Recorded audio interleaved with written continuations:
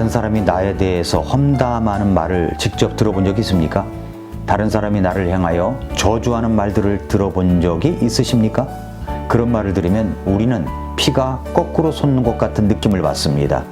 부부싸움을 하다가도 아내나 남편이 하는 말 가운데 나를 비난하거나 꾸짖거나 해도 기분이 나빠 더 독한 말로 상대를 공격을 해대는데, 다른 사람이 나를 향해서 저주를 한다면 우리는 정말 큰 울분과 복수의 칼을 갈지 모릅니다. 더군다나 내가 권력이 있고 힘이 있는 사람이라면 상대를 요리하는 것은 시간 문제일 것입니다. 그런 이야기가 사무엘하 16장에서 그런 일이 일어났습니다. 다윗이 쫓기고 있을 때 시므이라는 사람이 나와가지고 다윗을 저주합니다. 이 내용을 이해하려면 다윗이 왜 지금 쫓기고 피신을 하고 있는가를 봐야 됩니다. 먼저 왕자의 난이 일어났습니다. 다윗의 아들인 압살롬이 반란을 일으킨 것입니다. 왕자의 난이 일어난 거죠. 압살롬은 자기 누이인 다말을 강간하여 욕보인 암논을 제거하려고 2년 동안 복수의 칼을 갈고 있었습니다. 암논을 죽이려고 하는 데는 두 가지 이유가 있을 것이라고 생각이 됩니다. 하나는 암논을 죽임으로 자기 누이가 당한 욕을 갚는 것이고, 또 하나는 암논이 장남이니까 장남을 제거함으로써 자기가 왕권을 받으려고 한 것이 아닌가 싶습니다. 드디어 암논을 제거할 날을 택하였고 왕자들이 다 모인 모임에서 암논을 죽입니다. 그리고 압살롬은 그 길로 자기 어머니의 고향인 그슬로 도망을 가서 몇 년을 지내게 됩니다. 나중에 다윗이 용서를 하여 돌아오긴 하였는데도 다윗은 그를 보고 싶지도 않았나 봅니다. 다윗은 압살롬이 잘못한 일에 대해서 훈계와 조치를 하지 못했습니다. 아마도 그는 자기 자신의 죄에 대한 기억 때문에 그럴 수 있었을지도 모르겠다 생각이 됩니다. 암논은 그슬로가 있는 동안 무엇을 듣고 배웠는지는 모르겠지만 그가 나라를 전복시켜서 아버지의 왕권을 찬탈하려는 계획을 갖고 돌아온 것 같습니다. 압살롬은 단시일 내에 자기를 추종하는 백성들의 무리들을 모으는 데 성공했습니다. 그리고 그는 공개적으로 그의 아버지의 행정을 비난했고 은밀하게 백성들의 마음을 도둑질했습니다. 얼마간 지난 후에 압살롬은 그의 움직임이 공개적인 반란을 감행할 만큼 충분히 강해졌음을 인지합니다. 다윗의 고민이었던 아히도벨이 반역자의 편에 선다는 것은 그리 놀랄 일이 아니었습니다. 아히도벨은 다윗이 취한 밧세바가 그의 손녀였기 때문입니다. 왕자의 난은 압살롬이 쿠데타에 성공하여 아버지의 왕관을 빼앗을 것처럼 그렇게 보였습니다. 자, 이것을 먼저 보아야 되고, 두 번째는 백성들의 반응입니다. 다윗은 신하들과 함께 이제 피신을 하죠. 도망이라기보다는 피신이라고 해야 맞을 것 같습니다. 사람은 자신이 역경을 만났을 때 주변의 사람들이 어떤 사람인가를 알 수 있다고 생각이 됩니다. 주변에 아무리 많은 친구가 있다고 할지라도 내가 역경을 당할 때 진짜 친구가 누구인가가 드러납니다. 다윗이 피신을 하고 역경 속에 있을 때 함께했던 사람들이 누구입니까? 함께했던 사람들이 누구냐면은 가드 사람 이때의 지휘하에 있는 이방인 군사들이 왕에게 충성을 다합니다. 이 사람들은 다윗이 망명의 시련을 당하고 있는 동안에 다윗의 편에 서 있던 사람들입니다. 그리고 두 제사장 사독과 아비아달이 왕을 따르기 위해서 함께 하려고 했지만 다윗 왕은 그들을 돌려보냅니다.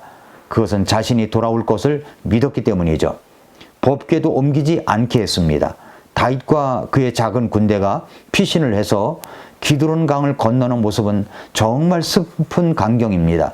정말 슬픈 광경입니다. 바르실레도 왕을 공개했던 사람입니다. 자기가 가진 재산, 부유함을 왕을 위해서 아낌없이 섬긴 사람입니다. 자, 이렇게 이제 좋게 반응한 사람들이 있었고, 그렇지 않은 사람들이 있습니다. 반역의 기간은, 역경의 기간은 모든 것이 드러나는 기간이라고 할 수가 있습니다. 이때 우리는 그 사람이 무엇을 믿으며 어디에 서 있는지 보게 되죠. 다윗에게 등을 돌린 사람은 많았습니다. 그런데 공개적으로 따라오면서 저주를 퍼부은 사람이 있었습니다. 그 사람이 사무엘하 16장 5, 6절에 나오는 시므이라는 사람입니다. 시므이. 다윗 왕이 바후림에 이르렀을 때 보라, 거기서 사울의 집에 속한 가족 중에서 한 사람이 나왔는데 그는 게라의 아들이요 그의 이름은 시므이더라. 그가 앞으로 나오면서 올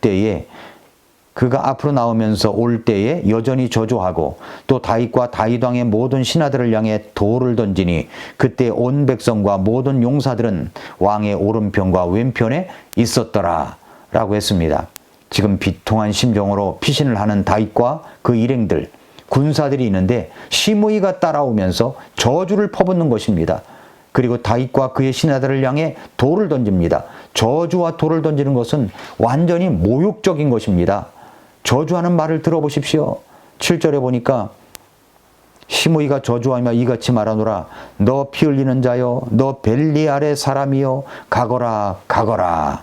뭐라고 저주합니까? 피 흘리는 자라고 합니다. 벨리알의 사람이라고 말합니다.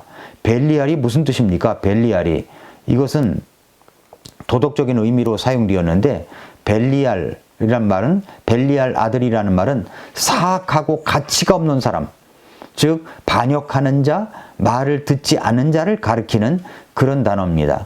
나중에 이 말은 사악한 주, 즉 사탄을 가리키는데도 사용되었던 단어입니다. 사랑하는 성도 여러분, 여러분이 다윗의 입장이라면 어떻게 하시겠습니까? 오늘을 살고 있는 나에게 이런 저주가 퍼부어진다면 어떻게 반응을 하시겠습니까? 너 벨리알의 사람이요, 사악하고 가치 없는 자요, 반역하는 자요, 말을 듣지 않는 자요, 이 사악한 인간아, 전혀 쓸모가 없는 인간아, 이 반역자야, 배신자야, 사탄아, 이 말을 내가 듣는다면 머리에 피가 거꾸로 솟는 것 같을 것입니다. 남이 나를 저주할 때 나는 어떻게 하시겠냐 이 말입니다.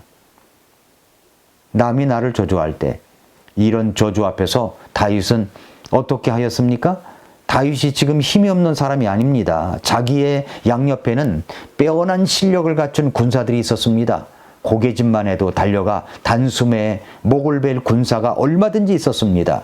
옆에 있던 군장 아비새가 견디다 못해가지고 이렇게 말합니다. 사무엘하 16장 9절에 보니까 이에 수리아의 아들 아비새가 왕에게 이르되 이 죽은 개가 어찌하여 내 주 왕을 저주하리이까?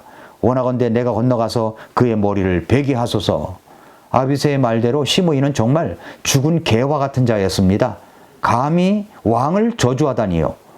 우리는 다른 사람이 고통을 당하고 있을 때 그 고통을 이해하지도 않으려고 하면서 고통받는 것이 그의 잘못 때문일 것이라는 추측으로 사람을 비방하거나 비난하는 일을 하지 말아야 됩니다.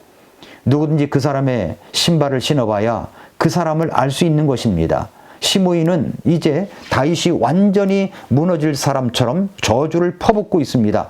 그런데 다윗은 어떻게 말하고 있습니까?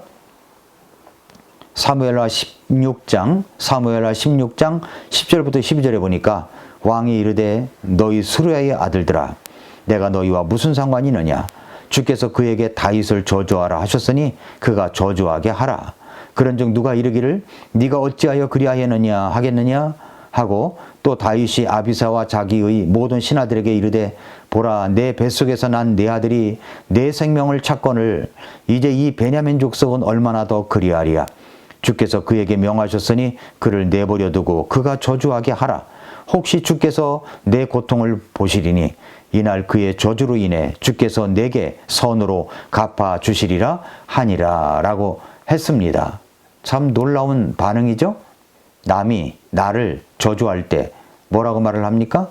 하나님께서 개입하셨구나 라고 말합니다. 주께서 그에게 다윗을 저주하라 하셨으니 그냥 저주하게 둬라. 그리고 자신을 돌아봅니다. 그리고 하나님께서 그 악을, 저주를 선으로 갚아 주실 것을 믿는다는 고백을 합니다. 자, 이런 모습을 보면 우리는 또 예수 그리스도를 생각하게 되죠. 예수님은 십자가를 지실 때 수많은 사람들에게 저주와 침뱉음과 손바닥으로 맞는 것과 채찍질과 순환을 다 당하셨습니다. 그때 예수님께서 어떻게 하셨습니까? 베드로전서 2장 22절 23절에 보면은 그분께서는 죄를 짓지 아니하시고 입에 교활함도 없으시며 욕을 당하시되 맞대어 욕하지 아니하시고 고난을 당하시되 위협하지 아니하시며 오직 의롭게 심판하시는 분에게 자신을 맡기셨다라고 했습니다. 예수님은 자신을 의롭게 심판하시는 분에게 맡기셨습니다. 예수님이 그렇게 하셨습니다. 왜 그렇게 하셨습니까? 왜 그렇게 욕을 받으시고 고난을 당하시면서도 그들에게 말씀 한마디로 그들을 벌하실 수 있음에도 불구하고 그렇게 하지 않으시고 의롭게 심판하시는 분에게 맡기셨습니까? 그 이야기가 베드로전서 2장 24절 25절에 나옵니다. 신이 나무에 달려 자신의 몸으로 우리의 죄들을 지셨으니 이것은 죄들에 대하여 죽은 우리가 살아서 의에 이르게 하려 하심이라. 그분께서 채찍에 맞음으로 너희가 고침을 받았나니 너희가 전에는 길 잃은 양 같았으나 지금은 너희 혼의 목자여 감독이신 분에게로 돌아왔느니라 했습니다. 남에게 저주와 악담을 들으셨습니까? 비판과 험담을 들으셨습니까? 억울할 것입니다. 안갚음을 해주고 싶을 것입니다. 그러나 우리는 오늘 다윗을 통해서 배웁니다. 예수님께서 하신 순환을 통해서 배웁니다. 하나님께서 개입하셨구나 라고 받아들이십시오. 그렇게 말하면서 나를 돌아보는 계기로 삼으십시오. 그리고 악을 선으로 갚으시는 주님을 믿으십시오. 사랑하는 성도 여러분, 예수님께서도 그렇게 하셨습니다. 나를 위해서 순환과 고통을 참으시고 마침내 친히 나무에 달려 자신의 몸으로 우리의 죄들을 지심으로 죄들에 대하여 죽은 우리가 살아서 의에 이르게 하시려는 주님을, 우리 예수님을 생각하며 넘겨버리십시오. 힘들지만 넘겨버리십시오. 마침내 하나님께서 저와 여러분을 있어야 할 자리로 모든 것을 회복시켜 주실 것입니다. 오늘도 미라클 모닝입니다.